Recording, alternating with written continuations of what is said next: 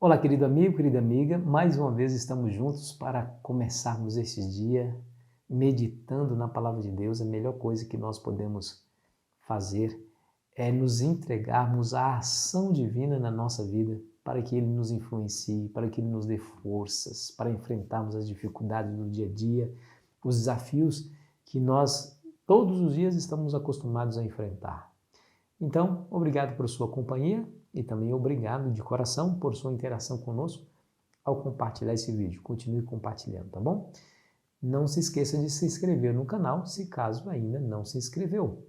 E aproveite, na descrição desse vídeo há os links para os grupos de WhatsApp e Telegram.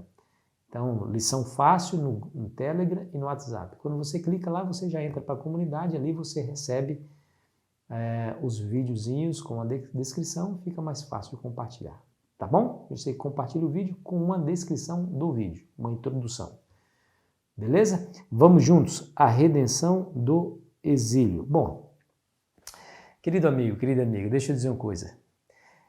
Alguns seres humanos quiseram se tornar parecidos com Deus ou o próprio Deus. Você se lembra aí dos faraós, que achavam que eles eram a personificação divina. Você se lembra dos imperadores romanos que construíam estátuas pelas províncias do seu império para que as pessoas passassem e lhe prestassem um ato de reverência e adoração, achando que realmente eles eram deuses. Mas nunca deu certo isso. Falharam terrivelmente, terrivelmente. Justamente por conta de se rebelarem contra Deus, de não aceitar a sua soberania. Bom, qual que foi o intento de Deus para a humanidade desde o seu início? Gênesis 1, versículo 28, nos é dito: E Deus os abençoou e lhes disse: Sede fecundos, multiplicai-vos, enchei a terra e sujeitai-a. Lá na criação, Deus havia dito para Adão e Eva: vocês agora têm todo esse mundo, esse vasto mundo maravilhoso que eu criei, e agora vão, se multipliquem, mas encham toda a terra. Não fica somente num local, enche toda a terra. Isso aqui é para você desbravar, de você conhecer, de vocês se espalharem. Veio o dilúvio, agora havia somente 8 pessoas, Noé e sua família. Quando Noé saiu da arca, adivinha qual foi o propósito de Deus para Noé e para a humanidade de então? Veja lá em Gênesis 9, versículo 1. Abençoou Deus a Noé e a seus filhos e lhes disse: Sede fecundos, multiplicai-vos e enchei a terra. Mais uma vez, nós vimos aqui a indicação de que eles deveriam se multiplicar e encher a terra.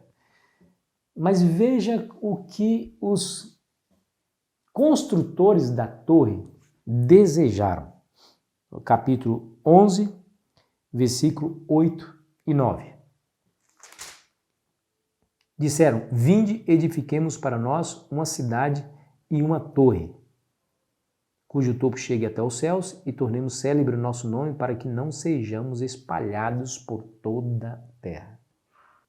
Você percebeu aqui, no final do verso, qual foi o intento, o objetivo, o desejo deles? Para que não sejamos espalhados por toda a terra, em uma clara oposição à vontade divina. O que essas pessoas quiseram, justamente, essa aqui era a humanidade, eram os descendentes de Noé, toda a humanidade estava aqui, toda a humanidade estava aqui. E o que eles queriam era construir uma comunidade totalmente independente da vontade de Deus. Você já pensou o que poderia acontecer? Eles falavam uma só língua, eles estavam unidos, eles estavam decididos a não ter nenhum tipo de relação com esse Deus que mandou o dilúvio. Eles constroem uma torre para chegar ao céu, para tomar o lugar de Deus, ou para se sentir seguro em uma nova inundação. Eles queriam uma humanidade, uma geração completamente independente do Deus que havia criado os céus e a terra. Começaria errado.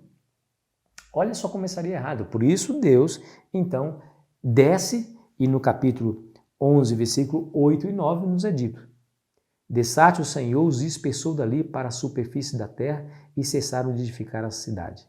Chamou-se-lhe, pois, isso o nome de Babel, porque ali confundiu o Senhor a linguagem de toda a terra e dali o Senhor os dispersou por toda a superfície dela.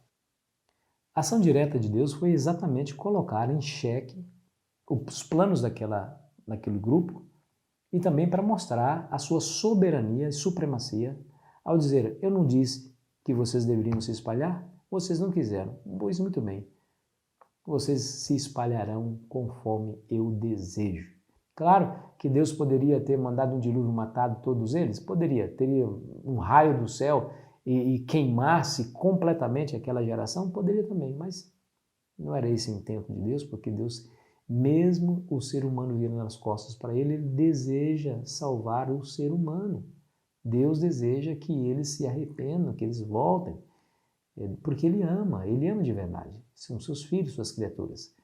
E diz a Bíblia que Deus confundiu ali a sua linguagem. Um fato interessante que você não pode deixar de perceber era também o desejo de que os seus nomes fossem célebres, ou seja, a construção daquela arca tinha como finalidade de enaltecer, glorificar os seus construtores e os seus arquitetos. Né? Imagina todo mundo olhando aquela torre. Aquela seria, na verdade, uma capital de um reino que abrangeria toda aquela região e as pessoas olhariam para aquela torre e ficariam maravilhados com a sabedoria e com a destreza dos seus construtores e os seus engenheiros. No entanto, nós vimos aí como que Deus agiu, né? Como eu disse no início, né, alguns tentaram alvorar-se como Deus. Não, eu sou Deus, incline-se diante de mim. Mas nunca deu certo esse negócio. Sempre acabou em tragédia. Porque o ser humano é limitado, ele não consegue enxergar um palmo diante do nariz em relação ao futuro. E eles não sabem que influência maléfica esse tipo de atitude de querer colocar-se no lugar de Deus pode trazer. Mas nós sabemos quem é o pai dessa ideia, né? Nós sabemos muito bem quem é. O diabo. Bom, interessante. A termo Babel significa porta de Deus, derivado da palavra Baal, que significa confundir. Eles queriam estar no lugar de Deus, acabaram sendo confundidos. Deixa eu ler para você o que Leonte diz. Os homens de Babel tinham se dedicado a estabelecer um governo que fosse independente de Deus. No entanto, houve alguns entre eles que temiam o Senhor, mas tinham sido enganados pelas pretensões dos ímpios e enredados por seus desígnios. Por amor a esses fiéis, o Senhor retardou seus juízos e deu ao povo tempo para revelar seu verdadeiro caráter. Enquanto isso, os filhos de Deus trabalhavam para dissuadi-los de seu intuito, mas o povo estava completamente unido em seu empreendimento insolente contra o céu. Se eles tivessem continuado sem serem impedidos, teriam pervertido o mundo já no início. Aquela confederação foi fundada de modo revoltoso, um reino estabelecido para exaltação própria, no qual Deus não poderia ter domínio nem honra. Tá vendo aí? Que coisa terrível, né? Mas veja a misericórdia divina, como Deus intentou salvar cada um deles. Mas eles estavam unidos, estavam rebeldes, obstinados, viraram as costas, rebelaram-se contra Deus, não queriam nem sequer uma pequena ligação com esse Deus. E, no entanto, erraram o alvo. Acharam que assim alcançariam sucesso, mas o que eles conseguiram foram a confusão. Querido amigo, querida amiga, nós devemos ter muito cuidado em relação a esse desejo incontido que há dentro de nós, o desejo da celebridade. Muitas pessoas fazem o que fazem com a finalidade de que sejam lembrados, sejam benquistos, que falem bem deles. Em oposição a Deus, rivalizando-se contra Deus como se isso fosse possível, um ser humano tão pequeno, tão falho, não é nada diante do Deus do universo, como se ele pudesse rivalizar, não tem nem como. Mas ele acha que pode. Aí ele cai terrivelmente, acaba confundindo aqueles que estão do seu lado. A nossa única segurança, meu amigo e amigo, é calçarmos os chinelos da humildade, nos inclinarmos diante desse Deus, aceitarmos a sua soberania e confiarmos ou confiar nele inteiramente. Porque ele dirigindo a minha vida e a sua vida, o final vai ser salvação.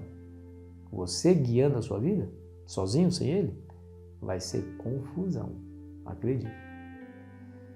Como o texto aqui nos ensinou, como o próprio significado de Babel, confusão. Que Jesus possa ser o centro da tua vida, que ele seja aquele que vai dirigir você mais uma vez. Aceite essa direção. Vamos orar? Querido Pai, nos abençoe, Senhor, te pedimos.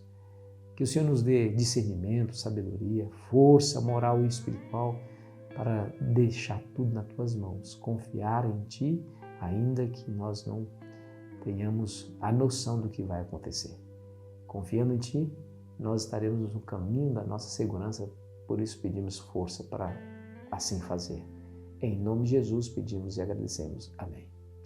Querido amigo, querida amiga, foi uma maravilha. Amanhã, nosso último dia dessa semana, e eu fico aqui esperando você ansiosamente. Aproveite bem o seu dia.